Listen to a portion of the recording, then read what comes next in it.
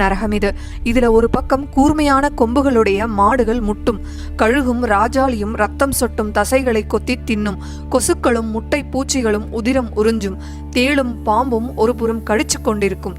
கொலையானவரோட உடம்புல எத்தனை மயிர்கள் இருக்கிறவோ அத்தனை ஆண்டு கொலையாளி அந்த கிணற விட்டு வெளியே வரவே முடியாது. 10. கிருமி போஜனம். இது லட்சம் யோஜனை பரப்பளவை கொண்டது. சுயநலமாய் தான் மட்டுமே உண்டு விருந்தினரை புறக்கணிச்சவங்க, பிறரை பூச்சி போல தொலைச்சி எடுத்து கஷ்டப்படுத்துறவங்கள, தெய்வ நிந்தனை செய்கிறவங்கள இங்கு தள்ளப்படுறாங்க. இங்கே விழுந்ததும் புழுவாக மாறிவிடும் ஜீவன் இவர்கள் பெரிய புழுக்களால ஹிம்சிக்கப்படுறாங்க.